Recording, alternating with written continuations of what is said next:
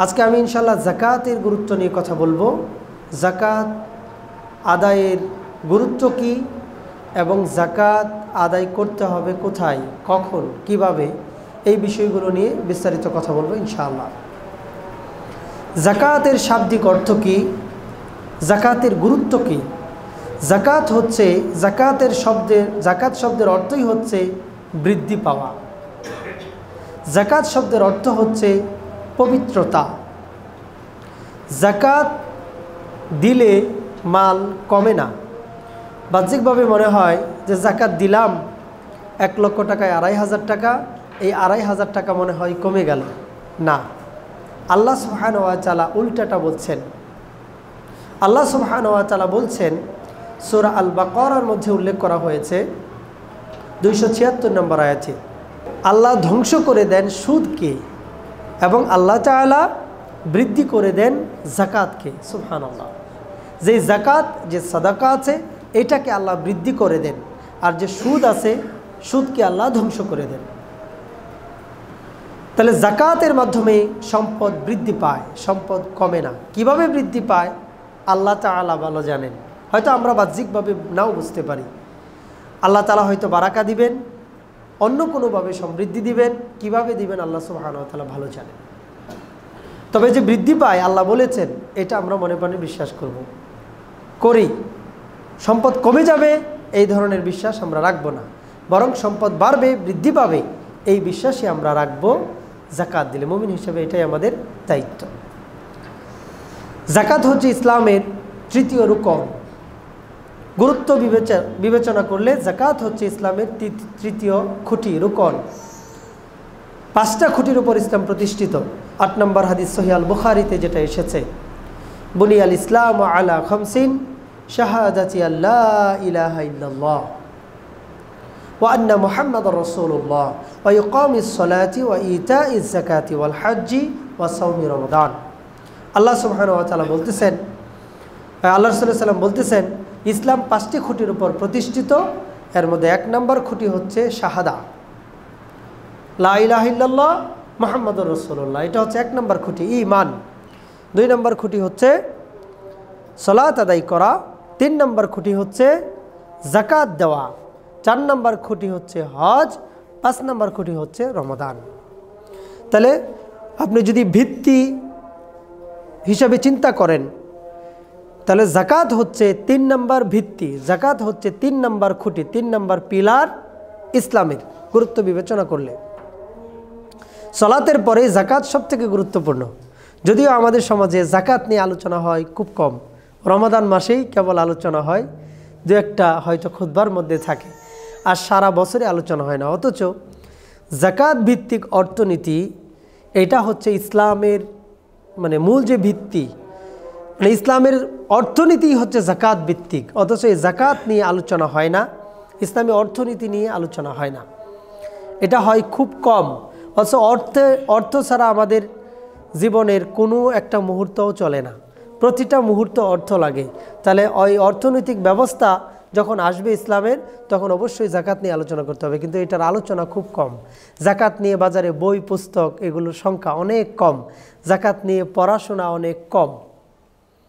আরও বিস্তর আলোচনা হওয়া উচিত ছিল, আরও বিস্তর বর্ণনা থাকা উচিত ছিল সমাজের মধ্যে। যাই হোক, যাকাত হচ্ছে ইসলামের 3 নম্বর খুঁটি। যাকাত যারা অস্বীকার করবে তারা কিন্তু কাফের হয়ে যাবে। যাকাত অস্বীকার করে কারুন কাফের হয়ে মৃত্যুবরণ করেছে। মুসা আলাইহিস সালাম কারুনের কাছে গিয়ে বলেছে যাকাত দেওয়ার কথা। কারুন বলেছে, সব সম্পদ আমি আমার মেধা দিয়ে, আমি আমার যোগ্যতা দিয়ে উপার্জন করেছি, তাহলে আমি কেন যাকাত দিব? এই যাকাত কেন আমি দিব? যাকাত দেওয়ার তো কোনো মানেই হয় না, কোনো দরকারই হয় না। এরপরে কি হলো, এই কারুনকে আল্লাহ সুবহানাহু ওয়া তাআলা জমিনের মধ্যে দাবিয়ে দিলেন।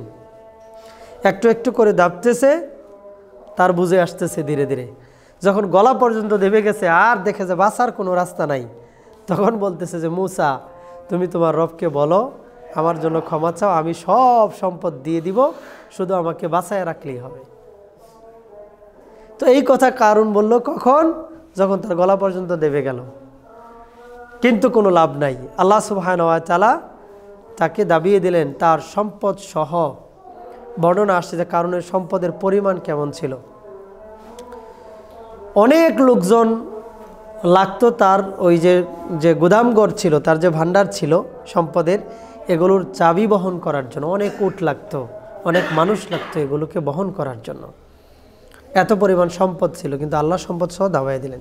হয়তো আমাদেরকে দাবায় দিবেন না, কিন্তু শাস্তি আমাদের জন্য অপেক্ষা করছে যদি আমরা যাকাত আদায় না করি। যাকাতকে অস্বীকার করলে কাফের হয়ে যায়। যাকাতকে অস্বীকার করার তো কোনো সুযোগই নাই, বরং যাকাত আদায় আমাদেরকে করতে হবে। কেউ যদি যাকাত আদায় না করে তাহলে তার শাস্তি কি? এই শাস্তিটা কোরআনুল কারিমে এবং হাদিসে বিভিন্ন জায়গায় এসেছে। হাদিসের মধ্যে 1403 নম্বর হাদিস সহিহ আল বুখারীতে হাদিসটা এসেছে।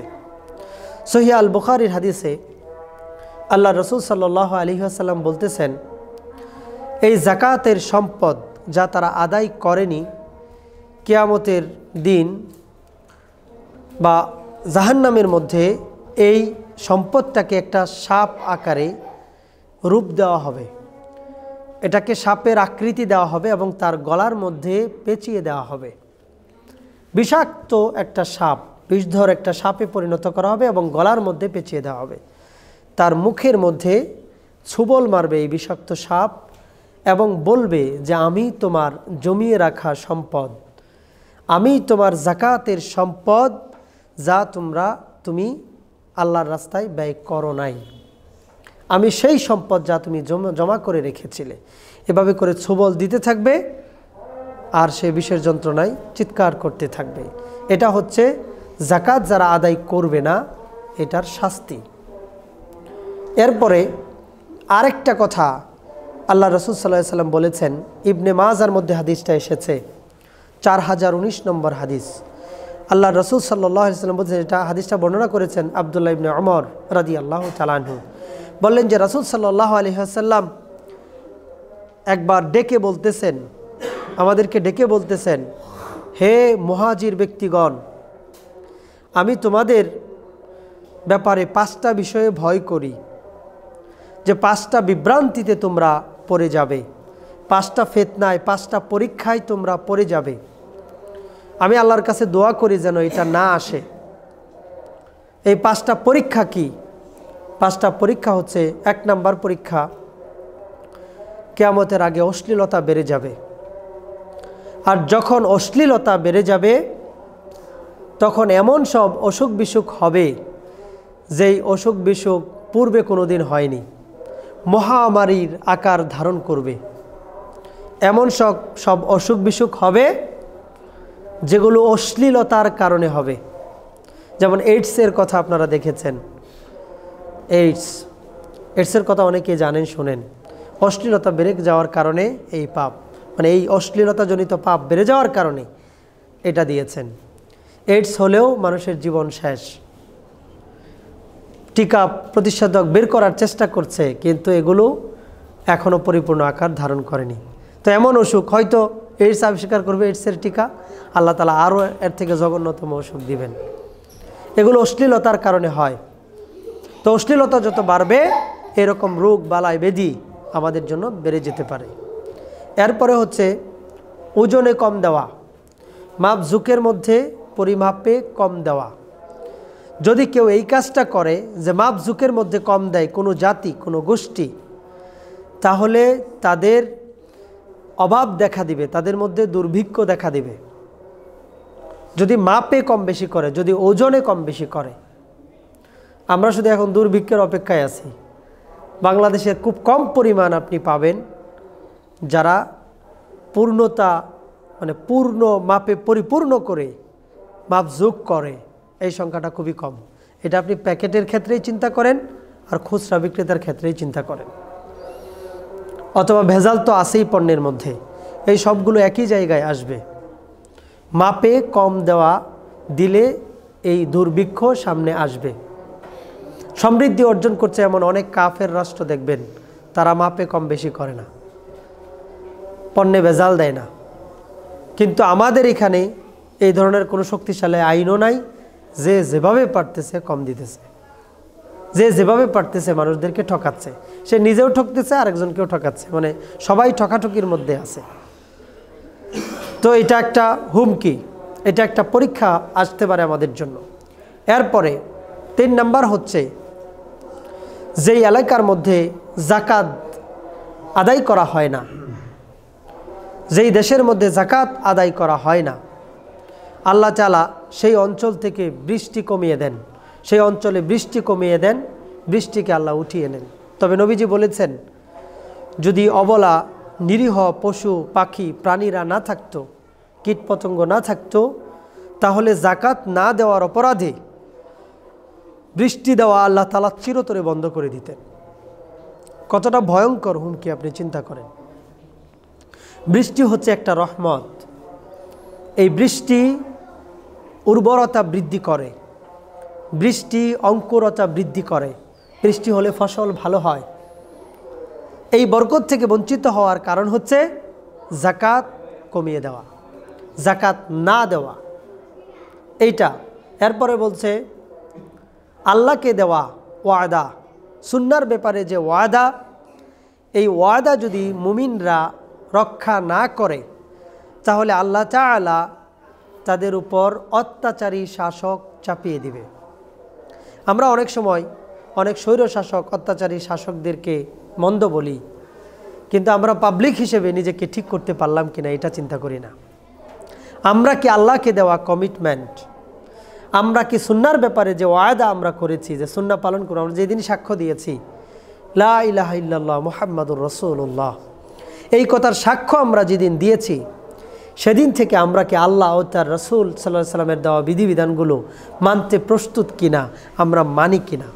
যদি আমরা না মানি তাহলে আমাদের উপর একটার পর একটা অত্যাচারী শাসক আসবে এবং তারা আমাদের অধিকার থেকে আমাদেরকে বঞ্চিত করবে। এটা আল্লাহ রাসূল সাল্লাল্লাহু আলাইহি ওয়াসাল্লাম বলেছেন। এইটা কিয়ামত পর্যন্ত, বাংলার মাত্র তো 54 বছর গেল, এরপরেও যদি আমরা নিজেরা ঠিক না হই তাহলে এটা যে কত বছর লাগবে ঠিক হইতে আল্লাহই জানে। এই জুলুম নির্যাতন অত্যাচারের মধ্য দিয়ে আমাদের দিন যাবে, আমাদের সন্তানদের দিন যাবে, প্রজন্মের পর প্রজন্ম যাবে, যেই পর্যন্ত না আমরা ভালো প্র্যাকটিসিং মুসলিম হতে না পারবো, ততদিন পর্যন্ত আল্লাহ অত্যাচারী শাসক চাপিয়ে দিবেন। যেমন কুকুর তেমন মুগর দিয়ে আল্লাহ কি করবেন, শায়েস্তা করবেন। খুব স্বাভাবিক, আমরা যেমন খারাপ, আল্লাহ এর থেকে আরও খারাপ শাসক আমাদের উপর চাপিয়ে দিবেন। অতএব এই জায়গাটাতে আমাদের শুধরাতে হবে। আরেকটা হলো, কোনো শাসক যদি কোরআন এবং সুন্নাহ অনুযায়ী শাসন না করে, কোনো শাসক যদি কোরআন এবং সুন্নাহ অনুযায়ী শাসন না করে, তাহলে শাসকের মধ্যে দ্বন্দ্ব লাগিয়ে দিবে, দ্বন্দ্ব লেগে যাবে। এই সবগুলোর মোটামুটি লক্ষণ এই আমাদের সমাজের মধ্যে আছে। এই কারণে আমরা ভালো নাই, এই কারণে আমরা শান্তিতে নাই। আমরা যখন এগুলোকে ফিরিয়ে আনতে পারবো, এই 5টা যে ফিতনা, যে পরীক্ষা আছে, এগুলোর থেকে আমরা উত্তীর্ণ হতে পারবো, সেদিন আমরা একটা সুন্দর সমাজ, সুন্দর দেশ, এরপরে সুন্দর ব্যক্তি জীবন, এগুলো আমরা আশা করতে পারবো। যাকাত যারা দিবে না, কোরআনুল কারীমের মধ্যে শাস্তির কথা বলা হয়েছে সূরা তাওবার মধ্যে। সূরা তাওবার মধ্যে 34 এবং 35 নম্বর আয়াতে আল্লাহ সুবহানাহু ওয়া তাআলা বলতেছেন, 34 নম্বর আয়াতে, ওয়াল্লাযীনা ইয়াকনিজুনা আয-যাহাবা ওয়াল ফিদ্দাতা ওয়ালা ইউনফিকুনাহা ফি সাবিলিল্লাহ ফাবাশশিরহুম বিআযাবিন আলীম। যারা সম্পদকে পুঞ্জীভূত করে রাখে, যারা সম্পদকে জমা করে রাখে, যাকাত দেয় না, আল্লাহর রাস্তায় খরচ করে না, এদেরকে বলা হয়েছে যে তোমরা এক ভয়ঙ্কর শাস্তির জন্য, এক বেদনাদায়ক শাস্তির জন্য তোমরা সুসংবাদ গ্রহণ করো।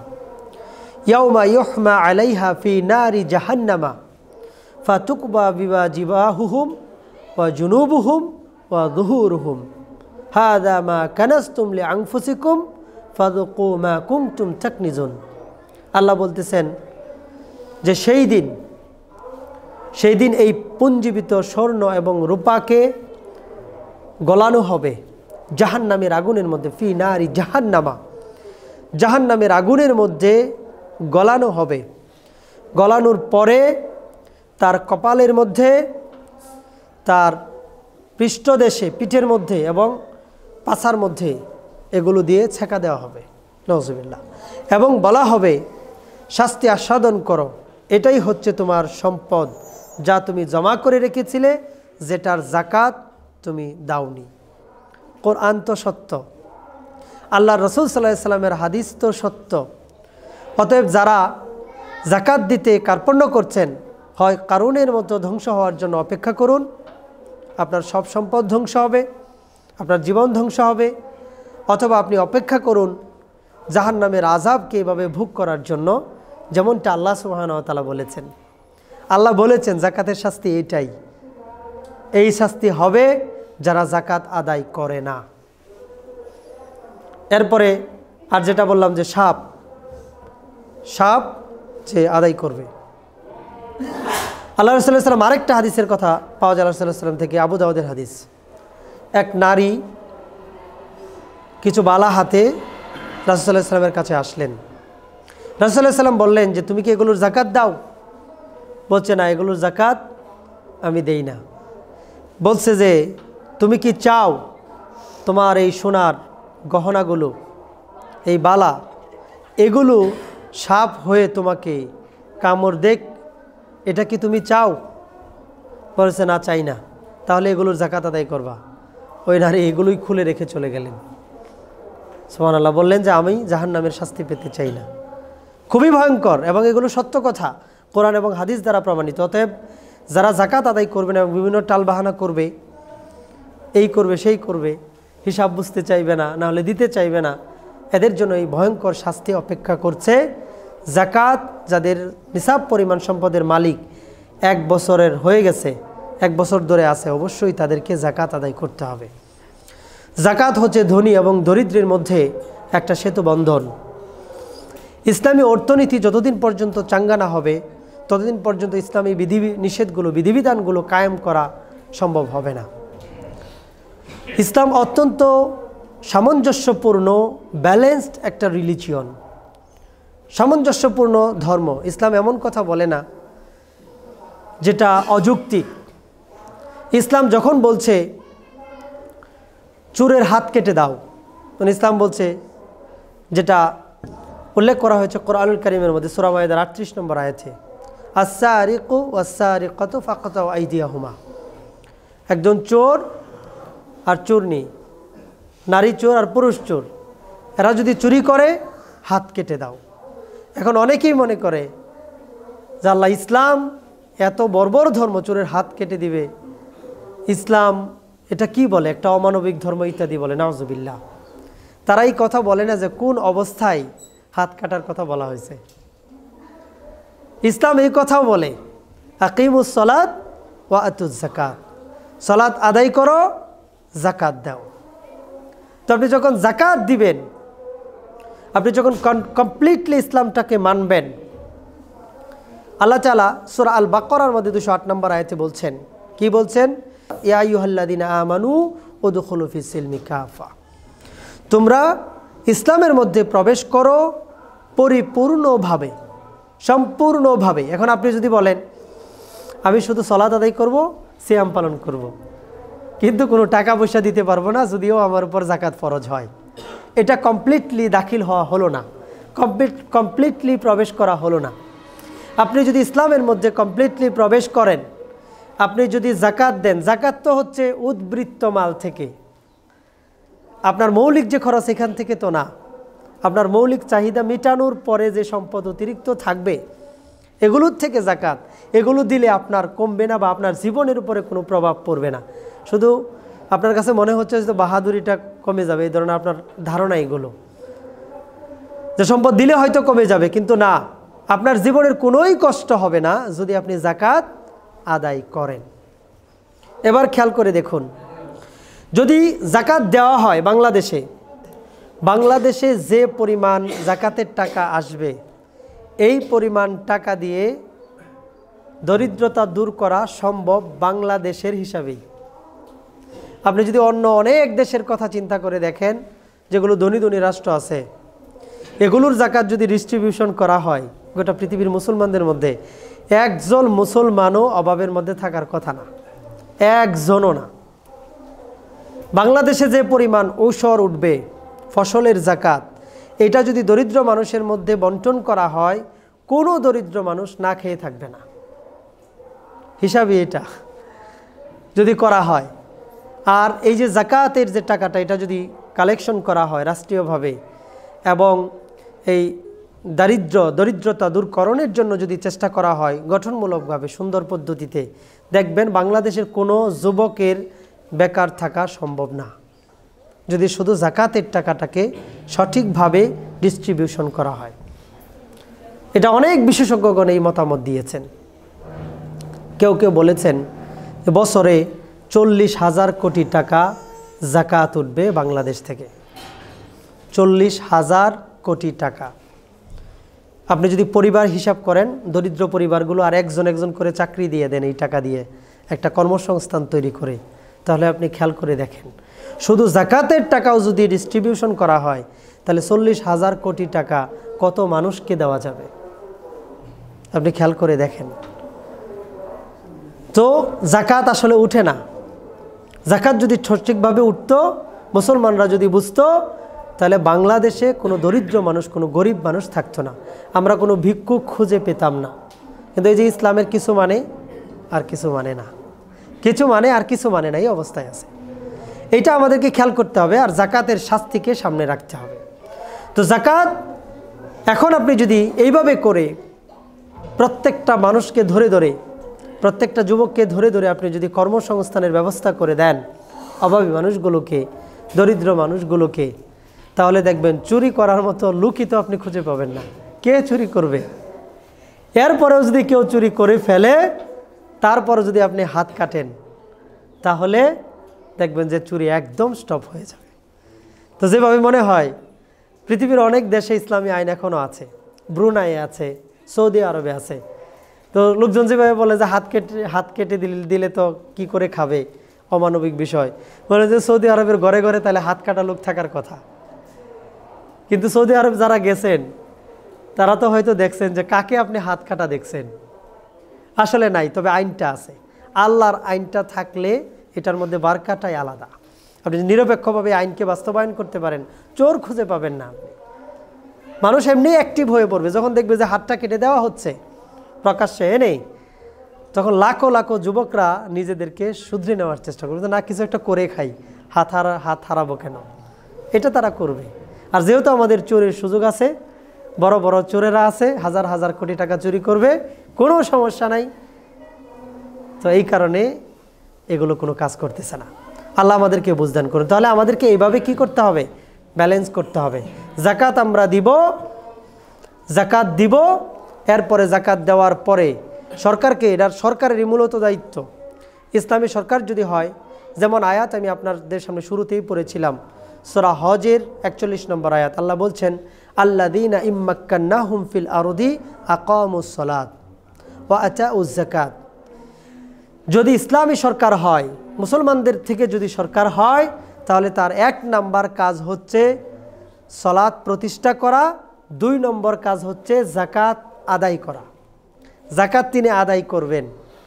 প্রয়োজনে যাকাত যদি কোনো ব্যক্তি দিতে না চায়, তার বিরুদ্ধে যুদ্ধ করা, তাকে জেল জরিমানা করা, এগুলো সম্পূর্ণ ইসলামী সরকারের জন্য বৈধ রয়েছে। তো ইসলামী শাসক যদি হয়, তিনি যদি জাকাত আদায় করে এবং এই জাকাতকে প্রপারলি ডিস্ট্রিবিউশন করে, তাহলে আপনি চিন্তা করে দেখেন সমাজটা কত সুন্দর হবে। আর নাহলে কারুন প্রত্যেক জায়গায় জায়গায় থাকবে, প্রত্যেক দেশে দেশে থাকবে। ওই কারুনদেরকে আপনি যতই কোরআন হাদিসের আয়াত বলেন, এগুলো এদেরকে ধরবে না। এই কারুনকে শায়েস্তা, কারুনের 14 গোষ্ঠীকে শায়েস্তা করার জন্য ইসলামী শাসক লাগবে। তো আপনি যদি একটা সুন্দর সমাজ চান, সুন্দর সমাজ ব্যবস্থা চান, তাহলে আমাদেরকে এই দিকে যেতে হবে, খিলাফার দিকে যেতে হবে। আমাদেরকে একজন মুসলমান, ভালো মুসলমান, একজন ইসলামী শাসকের প্রয়োজন। তো এইভাবে করে আপনি দেখেন জাকাত আদায়ের দায়িত্ব হচ্ছে ইসলামী সরকারের। এরপরেও যদি জাকাত এইভাবে না হয়, সরকার যেহেতু আমাদের ইসলামিক না, সরকার থেকে যেহেতু এরকম ঘোষণা নাই, বিগত দিনগুলোতে সরকারের লোকজন তারা জাকাত ফান্ড কালেক্ট করেছে, কিন্তু জাকাত পেয়েছে কারা? দলীয় নেতারা। গরিব পর্যন্ত যাই নাই। আমি গ্রামের ছেলে, আমি গ্রামে দেখেছি, খোঁজখবর নিয়েছি, ওই যে বেটা গরিব যার জাকাত খাওয়ার যে হক রাখে ওর পর্যন্ত জাকাত যাই নাই। গরিব হচ্ছে চেয়ারম্যান, গরিব হচ্ছে মেম্বার, এর গরিব আরও বড় গরিব হচ্ছে এমপিরা, মন্ত্রীরা, তারা বড় বড় গরিব। তো এই কারণে ইসলামিক সরকার বা ইসলামিক সব কিছু না থাকলে এই জিনিসগুলো সুষ্ঠু বন্টন হবে না। আপনি যদি এইরকম অনাস্থায় পড়ে যান তাহলে বিশ্বস্ত অনেক সংগঠন আছে, বিশ্বস্ত অনেক সংগঠন আছে যারা জাকাত কালেকশন করে এবং জাকাত ডিস্ট্রিবিউশন করে, সুন্দরভাবে করে। এরকম অনেক আছে বাংলাদেশে, খুঁজলেই পাবেন, প্রচুর আছে। তো তাদের কাছে এই জাকাতের টাকা দিয়ে দেওয়ার চেষ্টা করবেন, তারা সঠিকভাবে ডিস্ট্রিবিউশন করবে। আর জাকাত আদায়ের যে খাতগুলো রয়েছে এই খাতগুলোর মধ্যে যে স্পষ্টভাবে উল্লেখ করা হয়েছে যে ইন্নামাস সাদাকাতু লিল ফুকারাই ওয়াল মাসাকিনি ওয়াল আমিলিনা, জাকাত পাবে যারা ফকির, জাকাত পাবে যারা মিসকিন, জাকাত পাবে যারা আমিলিন, যারা জাকাত আদায় করে, জাকাত পাবে যারা মুআল্লাফাত কুলুব, মানে যে সমস্ত ব্যক্তিরা ইসলামের দিকে আকৃষ্ট হতে পারে, জাকাত পাবে যারা গারিমিন, গারিমিন মানে যারা হচ্ছে ওই ঋণী এবং দাসমুক্তির জন্য, রিকাব দাসমুক্তির জন্য, গরিব এবং দাসমুক্তির জন্য। এরপরে জাকাত পাবে হচ্ছে যারা পথচারী আছে, মুসাফির, এবং জাকাত পাবে আল্লাহর রাস্তায় যারা জিহাদ করে, তারা আল্লাহর রাস্তায় জিহাদের জন্য জাকাত দেওয়া যাবে। এই 8টা খাত, 8টা খাতের মধ্যে আপনি দেখেন প্রথমটা হচ্ছে গরিব এবং মিসকিন। গরিবের সংখ্যাটা এইভাবে আসছে, ফকির এবং মিসকিন। ফকিরের সংখ্যাটা এইভাবে আসছে যারা ভিক্ষা টিক্ষা করে, প্রকাশ্যে চেয়ে বেড়ায়, তাদের সম্পদ নাই, প্রকাশ্যে ভিক্ষা করে বেড়ায়, এই ধরনের ব্যক্তিরা। আর মিসকিন হচ্ছে প্রকাশ্যে ভিক্ষা করে না, কিন্তু যে ইনকাম তার আছে সেই ইনকাম দিয়ে সে চলতে পারে না, এমন ব্যক্তি যদি থাকে তাহলে ওই মিসকিনদেরকেও জাকাত দেওয়া যাবে। বাকি আরও যে ক্ষেত্রগুলো বললাম সেগুলো। এর মধ্যে সর্বোত্তম ক্ষেত্র কোনটা? গরিবদের মধ্য থেকেও, মিসকিনদের মধ্য থেকে যদি আপনি দেখেন যে আপনার আত্মীয় স্বজনের মধ্যে কেউ আছে, আত্মীয় স্বজনের মধ্যে যদি কেউ থেকে থাকে, যদি আপনি তাদেরকে জাকাত দেন তাহলে এটার ডবল নেকি পাওয়া যাবে। সুবহানাল্লাহ। আল্লাহ সাল্লাল্লাহু আলাইহি ওয়াসাল্লাম বলছে কেন? কারণ হচ্ছে সে জাকাত আদায়ের সব পাবে, যে সে সদাকা করার সব পাবে, আর আত্মীয়তার সম্পর্ক রক্ষা করতে চায় এই কারণে সে আরেকটা সব পাবে। সুবহানাল্লাহ। তাহলে ডবল নেকি হচ্ছে আত্মীয়দেরকে দিলে। তো অনেকেই মনে করে আত্মীয়দেরকে দিয়ে বড়লোক বানানোর দরকার আছে। আর কিছু মানুষ আছে আত্মীয়দের সাথে লেগেই থাকে, এই যে প্রয়োজনে কুত্তাকে খাওয়াবো, তারপরেও আমার এই ভাইকে দিব না, বোনকে দিব না, আত্মীয় স্বজনকে দিব না, এরকম তারা ডিটারমাইন্ড, দৃঢ় প্রতিজ্ঞ। আল্লাহ ক্ষমা করুন, এটা একটা সুযোগ আত্মীয়তা রক্ষা করা। আত্মীয়তা যারা নষ্ট করে, আল্লাহ রাসূল সাল্লাল্লাহু আলাইহি ওয়াসাল্লাম স্পষ্ট জানিয়ে দিয়েছেন, বুখারীর হাদিস, লা ইয়াদখুলুল জান্নাতা কাতিউন, যারা আত্মীয়তার সম্পর্ক ছিন্ন করে তারা জান্নাতে প্রবেশ করবে না। তাহলে রক্ষা যারা করবে এদের জন্য ভালো পুরস্কার তো অবশ্যই আছে। অতএব চেষ্টা করতে হবে, আপনার একটা সুযোগ আসছে, জাকাতের টাকা আপনার কাছে আছে, আপনি এক আত্মীয়কে দেন। আপনার সাথে মনোমালিন্যতা থাকতে পারে, অনেক দূরত্ব থাকতে পারে, তারপরেও আত্মীয় স্বজনকেই দিতে হবে। যদি আপনি দেন ডবল নেকি পাবেন। চেষ্টা করা উচিত সবগুলো খাতেই যেন বেশি টাকা থাকলে দেওয়া যায়। তবে আমি বেশি সওয়াবের বিষয়টা আপনাদেরকে বললাম।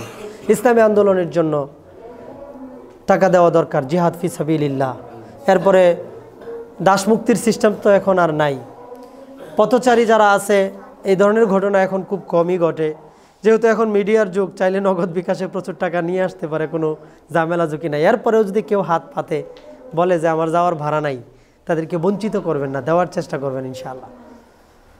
এরপরে মুআল্লাফাতু কুলুব, যেটা যে অমুসলিমদেরকে কিছু টাকা পয়সা দেওয়া, অমুসলিমদেরকে টাকা পয়সা দেওয়া, এটা তো অনেক দূরের বিষয় হয়ে গেছে।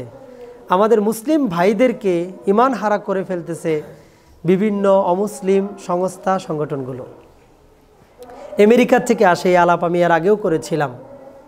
উত্তরবঙ্গ এবং পাহাড়ি অঞ্চলগুলোতে খ্রিস্টান মিশনারিরা কাজ করে বাংলাদেশে, এবং যারাই আমাদেরকে টাকা দিতে চায় দরিদ্র দেশ হিসেবে, তারাই বলে যে আমরা কিছু কাজ করব, আমাদের একটা টিম কাজ করবে, একটা সংস্থা কাজ করবে, এটার বিনিময়ে আমরা টাকা দিব। রোহিঙ্গারা যারা আমাদের বাংলাদেশে এসেছে এরা কিন্তু মুসলমান, কিন্তু এদের অনেককেই এখন খ্রিস্টান বানিয়ে ফেলা হচ্ছে। কেন?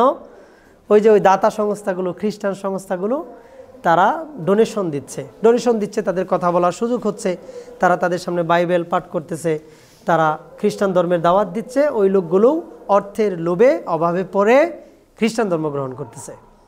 তাহলে আমাদের কি উচিত না ওই সমস্ত ভাইদের পাশে দাঁড়ানো? আমাদের যারা সম্পদশালী আছে অবশ্যই দাঁড়ানো উচিত। আমরা কি জবাব দিব? হাজার হাজার মাইল দূর থেকে এসে, কত সাগর সমুদ্র, সাগর মহাসাগর পার হয়ে আমেরিকা থেকে আসতেও তো মেলা সময় লাগে। এরপরে এসে তারা পাহাড়ি অঞ্চলে অমুসলিমদেরকে, গারোদেরকে, উপজাতিদেরকে দাওয়াত দিয়ে দিয়ে খ্রিস্টান বানায় হিন্দুদেরকে, কিন্তু আমরা দাওয়াত নিয়ে যেতে পারি না। আমাদের খুব কম লোকে এখানে কাজ করতেছে, অথচ আমরা টাকা শুধু জমা করে রাখতেছি, আরও চাই, আরও দরকার এই নিয়তে। এভাবে করলে হবে না, বরং উচিত হচ্ছে ওই সমস্ত মুসলমান ভাইদের জন্য জাকাত পাঠানো এবং কিছু কিছু পারলে অমুসলিমদেরকে ইসলামের দিকে নিয়ে আসার জন্য জাকাত দেওয়া। এই বিষয়গুলো খেয়াল করতে হবে। তো জাকাতের হিসাব কিভাবে করবেন, এটা যেহেতু একটা জটিল বিষয় বলতে অত জটিলও না, যে ক্ষেত্রগুলো আছে এগুলো আপনারা চাইলে ঘরোয়াভাবে, যাদের মনে করেন জাকাতের টাকার হিসাব নেওয়া দরকার, এগুলো আপনারা চাইলে ঘরোয়াভাবে বসে যে কোনো আলেমের সাথে বসে আপনারা হিসাবটা নিতে পারবেন। জাকাতের সম্পদের হিসাবের ব্যাপারে খুব একটা মতবিরোধ পাওয়া যায় না, সব জায়গায় মোটামুটি একই রকম। অতএব যে কোনো আলেমের কাছে বসে যে আমার এই সম্পদ আছে, এখন আমাকে জাকাত দিতে হবে কিনা, দিলে কতটুকু দিতে হবে, এই হিসাব করে ফেলবেন। আর সারা জীবনে যদি একবারও হিসাবটা বুঝে নেন, সারা জীবনের জন্য কাজে লাগবে। অতএব এটার জন্য এটা খুব বেশি সময় নষ্ট করবে না। আপনি যদি চান জাকাত ফরজ হয়েছে, আপনি অনুমান করেন, তাহলে এইভাবে হিসাবটা বুঝে নেন, ইনশাল্লাহ সারা জীবনের জন্য শিখে নেন।